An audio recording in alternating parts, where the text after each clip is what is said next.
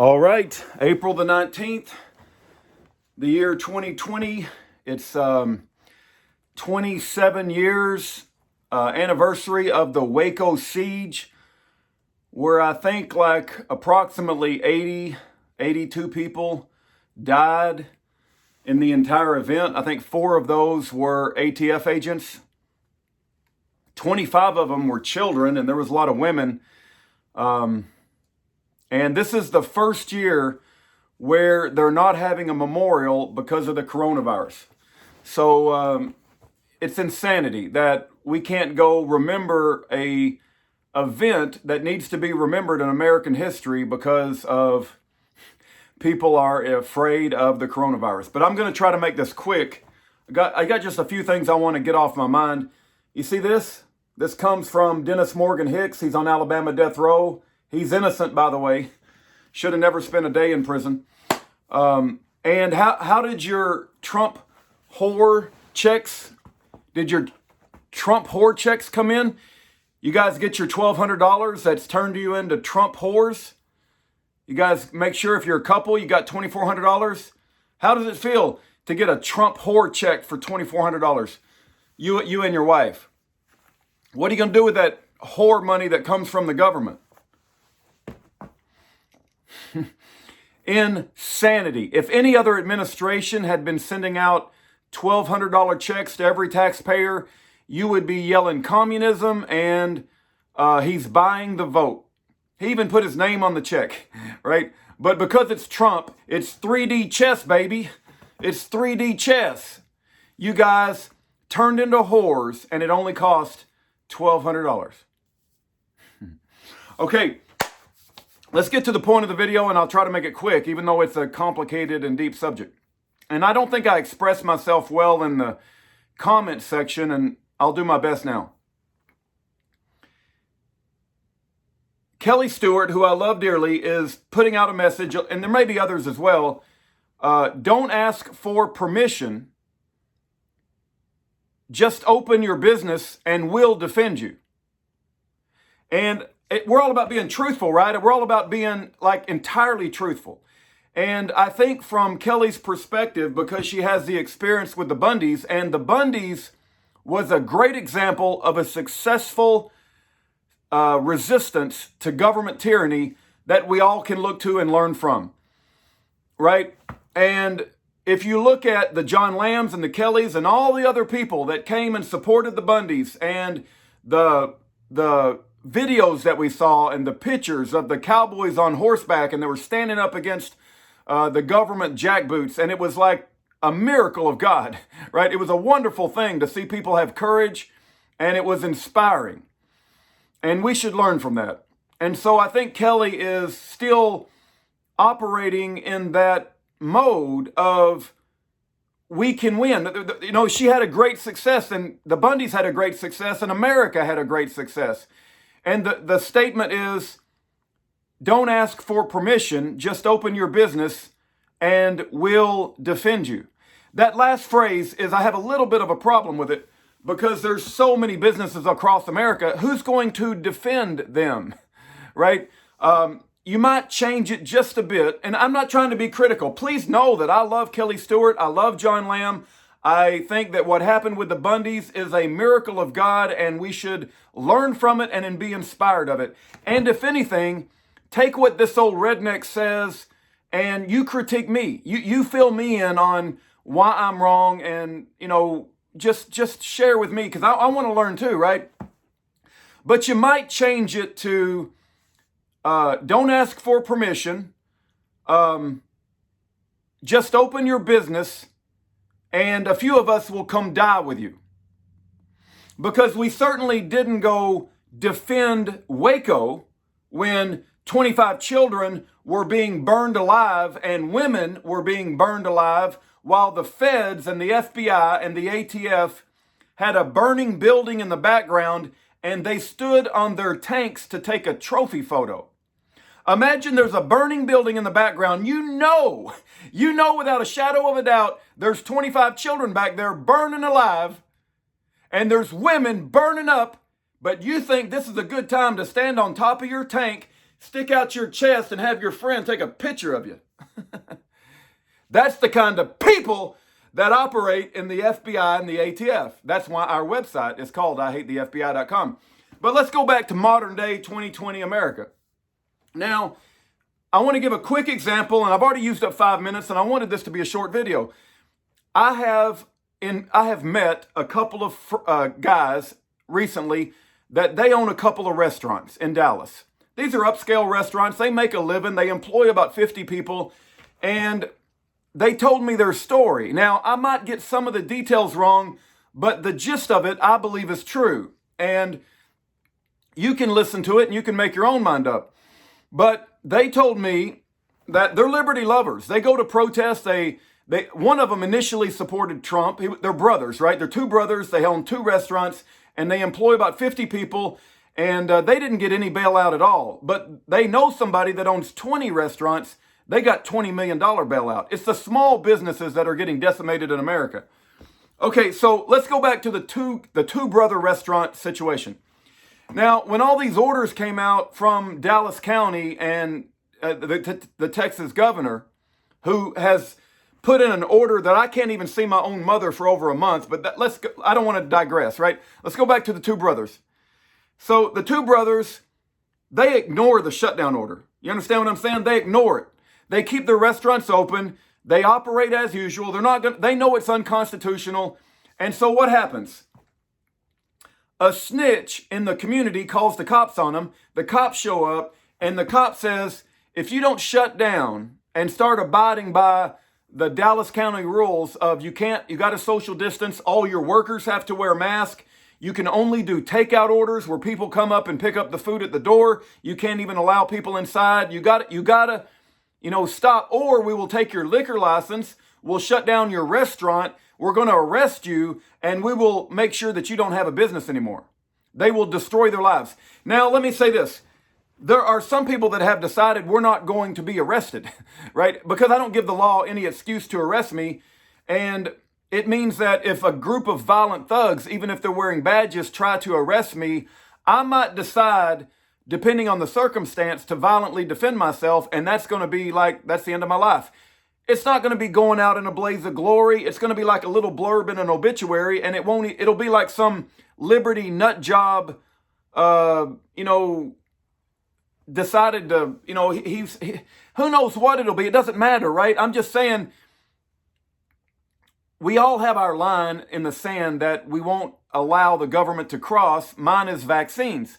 But going back to the two brothers, if they were the type of individuals that know what prison's like, and let's say Gordon Call, he went to prison for a year and he decided he's not going back no matter what, and they violently ambushed Gordon Call. He got in a shootout, and in the Bible in Revelations it says when the great whore, that you need to give double to the great whore, whatever the great whore has done.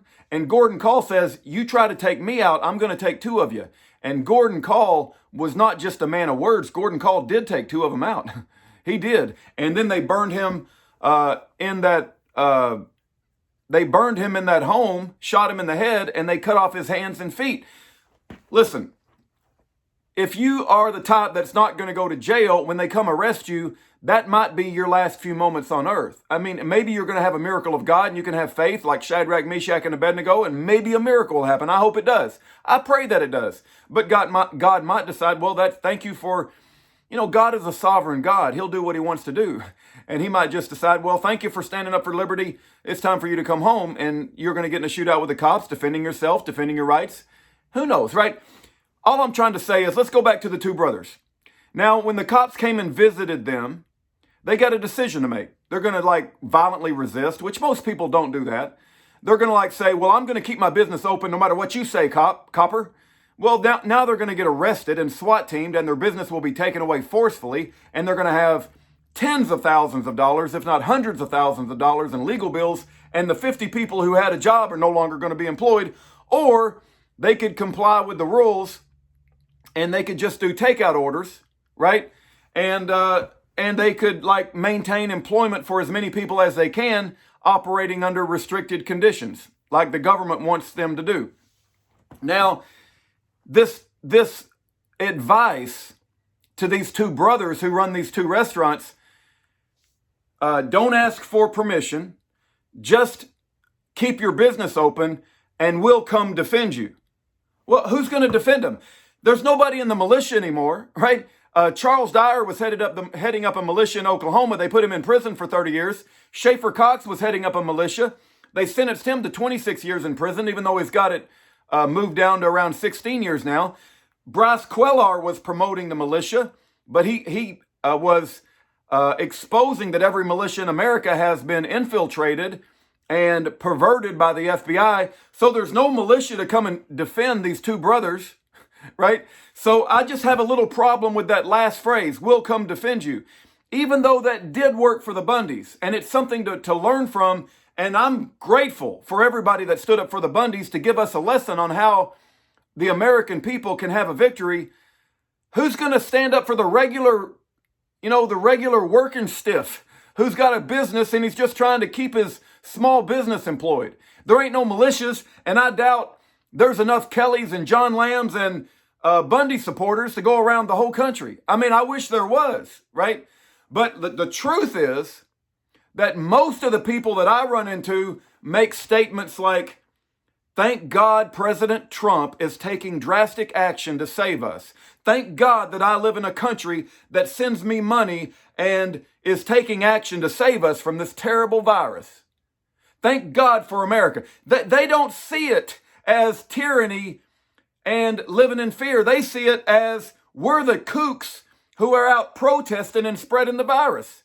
And if these two brothers were to keep their businesses open, it's almost a sure thing they would lose everything they've worked for years, and 50 of their employees would be out on the street.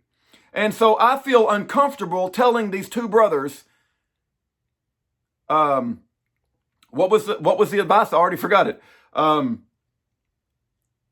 Don't ask for permission. Just keep your businesses open and we'll come defend you. I feel more comfortable saying, don't ask for permission. I'm not saying it's bad advice. I'm just saying we need to change it a little bit. I like standing up to tyranny. I like taking a stand, right? I wish we had better organization. I wish there was more people that had a liberty mindset. But if you're going to give somebody advice that could result in the loss of their life or their livelihood or 50 employees going out on the street, you want to make sure that you deliver it in a way that's absolutely true, right? So they're not confused. So I feel uncomfortable saying, don't ask for permission, keep your businesses open, we'll come defend you. Because it would be me, if I decided to say that, it would be me. Right? I don't know anybody else that would go. Maybe one other guy that I know that would go. So me and my friend Bubba will come and stand outside your restaurants with an AR-15 when the 30-man SWAT team comes, and we'll try to keep your businesses open, right? So that, so I would prefer to say, don't ask for permission, keep your businesses open, and I'll come die with you. That's a much more truthful and accurate and plain-spoken way to say it, because there ain't enough Bundy supporters to go around the whole country for all these businesses, small businesses that are getting decimated, while big corporations and big businesses are getting multi-million and billion-dollar bailouts, while the working stiff, the guy who runs an air conditioner business, he runs small restaurants, he employs 10 or 15 employees, the rest of small businesses are getting decimated all over the country. So I feel a little uncomfortable delivering the message, we'll come defend you. Who is that, right? It's like, why don't we, I think maybe, first of all, I believe God can work any miracle and we need to have faith in God, right? You guys know that I believe in the Bible and I have faith and I trust in the Lord. But if we can put enough pressure on these stupid politicians to change the society rules, we won't have to go defend all these small businesses. Just make the stupid idiots that have been elected by the people to say, yeah, you can go back to work again. We're not going to force you to keep your businesses closed. That's one option. If you guys have other options, let me know. If nothing else, maybe this video will help start a conversation. Maybe you guys can enlighten me. But Waco is an example of what can happen and did happen. And today is the 27th anniversary. Over 80 people died. 25 of them were children. Yes, we've had victories like the Bundys. But a lot of times, it don't wind up like the Bundys. A lot of people could have marched in there with their guns. They could have stood up against the feds, but they didn't. And the feds burned them down. They killed all those people. And now we can't even go have a memorial because everybody's scared to death of the coronavirus. I hope you like your $1,200 whore check. How does it feel? I mean, you're not a really, really cheap whore. Some whores go for less than $100. You got $1,200 before you got to be a Trump whore. You got $1,200. I hope you spend it well. I hope you can get I don't know, what are you going to buy for $1,200? To sell your integrity. America's become a nation of whores and cowards and sellouts. That's what we've become. If you get a chance, read Davy Crockett, It's Not Yours to Give. Davy Crockett, Not Yours to Give. And that's how I feel about all the Trump whores receiving their $1,200. This ain't the same country that I grew up in. It ain't even close. We have the country that we want to be in, which is an imaginary figmentation that ain't even close to liberty. We have the reality, and then we have to make practical decisions based upon the Bible on how we really live our life and whatever time we have left. And we're not guaranteed tomorrow. And I'm all about taking a stand, even at the cost of death. But I'm not going to advise somebody something that I don't believe in, because it could cost them their entire livelihood. And so let's just be accurate about it. Don't ask for permission. Keep your businesses open. And maybe one or two of us will come die with you when the SWAT team shows up. Or we can try to convince these idiots that control our legislation, you better open up our businesses again, because we're getting sick and tired of it. And maybe, there'll be enough of us to rise up. But I'm having a hard time figuring out how we get organized, because the FBI has done such a good job of making sure we don't organize worth a flip. And we always bicker and fight. And I mean, everybody's like insulting one another left and right. I don't know about you guys, but man, it's just you ain't going to see no organization. Everybody's fighting with each other. It's just sickening. But there is unity in the Lord. The Bible says, if Christ be lifted up, I will draw all men unto me. I don't mean to be a pessimist. I'm just saying, if God is bringing punishment upon America, then so be it. Is there a calamity or evil that's done in a city and the Lord hath not done it? If judgment's coming, hey, that's what we need. Thank God Almighty that he does care enough about us to judge us and to bring a righteous judgment upon our land, because we need a big old whooping. This country needs a big old whooping from God. That's what I got to say about that. All right, you guys know that I think all the answers are in the King James Bible, and if you have anything you want to share, you share it with me, and I'll try to learn from your comments. Take care. God bless.